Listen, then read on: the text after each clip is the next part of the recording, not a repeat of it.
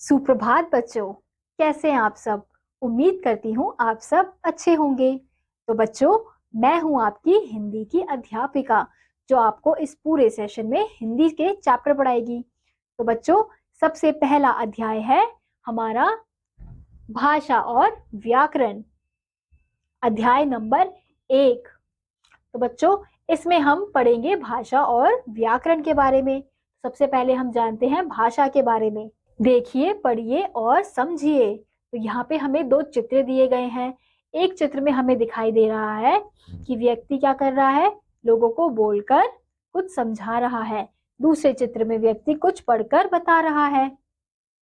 आपने देखा कि ऊपर दिए गए चित्र में कवि सम्मेलन में एक कवि मुख से बोलकर कविता सुना रहा है, वही दूसरी तरफ एक अन्य कवि अपनी डायरी में लिखी कविता को पढ़कर सुना रहा है। श्रोता उन कविताओं के भाव को सुनकर समझ रहे हैं। यह सब क्या है? यह सब भाषा के रूप है, यानी कि बोलना, सुनना, लिखना तथा पढ़ना भाषा के रूप है। इस प्रकार हम कह सकते हैं कि भाषा विचारों के आदान प्रदान करने का साधन है, यानी कि भाषा क्या है? भाषा के द्वारा हम अपने विचारों को आदान प्रदान करते हैं। जैसे कि इस चित्र में हमें दिखाया गया है कि एक चित्र में कवि अपने भावों को कैसे प्रकट कर रहा है, अपने विचार को कैसे प्रकट कर रहा है, बोलकर, और लोग कैसे समझ रहे हैं, सुनकर। यही दूसरी ओर पढ़कर और लोग कैसे समझ रहे हैं, सुनकर। अब अगला है भाषा के रूप। भाषा के मुख्यतः दो रूप होते हैं। कौन कौन से? मौखिक तथा लिखित भाषा। तो मौखिक भाषा कौन सी होती है?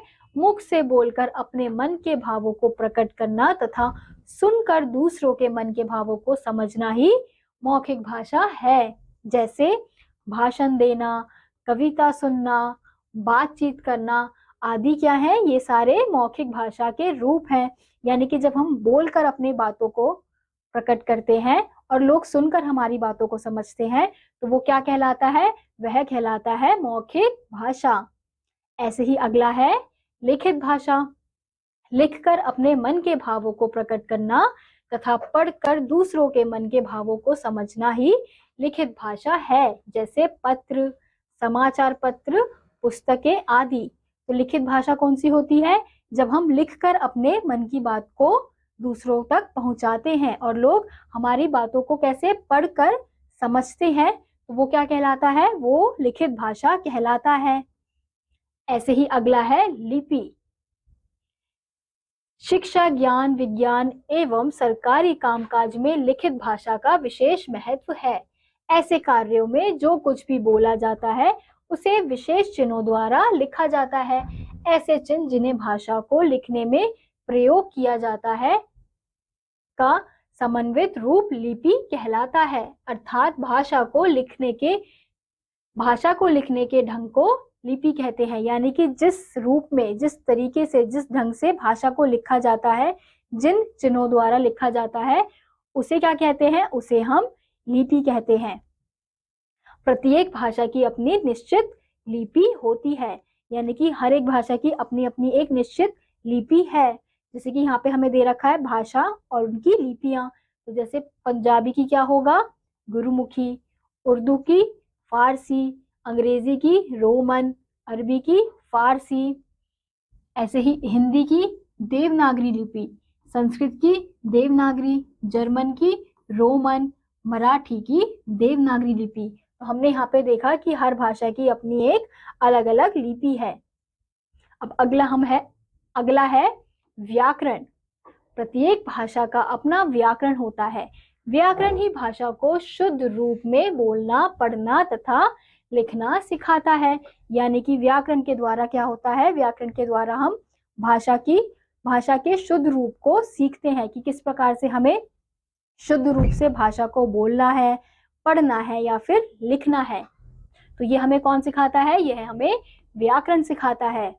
अब जैसे हमें यहाँ पे एक वाक्य दिया हुआ है, आपका साइकिल बहुत अच्छा है। अब इस वाक्य से हमें अर्थ तो प्रकट हो गया कि इस वाक्य में क्या कहना चाहता है, लेकिन यह वाक्य का शुद्ध रूप नहीं है। उपयुक्त वाक्य अर्थ व्यक्त कर रहा है परंतु भली भांति नहीं है। इसलिए यह वाक्य अशुद्ध है। इसका शुद्ध रूप होगा, आपकी साइकिल बहुत अच्छी है।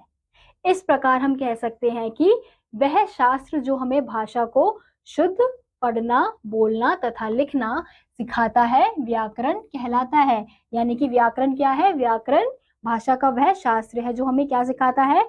शुद्ध रूप से बोलना, पढ़ना और लिखना सिखाता है। अब यहाँ पे हम देखते हैं व्याकरण के अंग। व्याकरण के निम्नलिखित 3 अंग हैं। कौन कौन से? सबसे पहला है वर्ण विचार।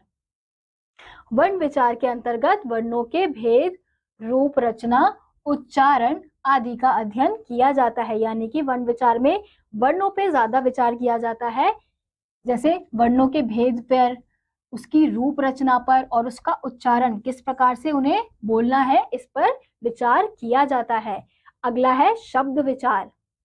शब्द विचार के अंतर्गत शब्द की रचना, भेद, उत्पत्ति, प्रयोग आदि का अध्ययन किया जाता है। यानी कि अब शब्द विचार में क्या किया जाता है? शब्द विचार में शब्दों पर विचार किया जाता है कि उसकी रचना किस प्रकार से होगी, भेद, उसकी उत्पत्ति और उसका प्रयोग पर विचार किया जाता है।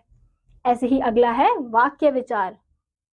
वाक्य विचार के अंतर्गत वाक्य बनाना, वाक्य के अंग, भेद, विन्यास, रूपांतरण, विराम चिन्ह आदि का अध्ययन किया जाता है। वाक्य विचार में वाक्यों के किस प्रकार से वाक्य बनाने हैं, वाक्यों के अंग, उनके भेद, विन्यास, रूपांतरण और उनके विराम चिन्हों पर ध्यान दिया जाता है। तो बच्चों, हमने सीखा भाषा विचारों के आदान प्रदान का साधन है। यानी कि भाषा के द्वारा हम अपने विचारों को दूसरे तक पहुंचाते हैं और दूसरों के विचार हम तक पहुंचते हैं। भाषा के 2 रूप होते हैं। कौन कौन से? मौखिक व लिखित। ऐसे चिन्ह जिन्हें भाषा को लिखने में प्रयोग किया जाता है का समन्वित रूप लिपि कहलाता है। वह शास्त्र जो हमें भाषा को शुद्ध पढ़ना, बोलना तथा लिखना सिखाता है, उसे क्या कहते हैं? उसे व्याकरण कहते हैं। तो इसी के साथ आज का ये अध्याय यहीं समाप्त होता है। उम्मीद करती हूँ आपको ये अध्याय समझ आया होगा। मैं आपसे मिलूंगी अगली वीडियो में। तब तक के लिए नमस्कार।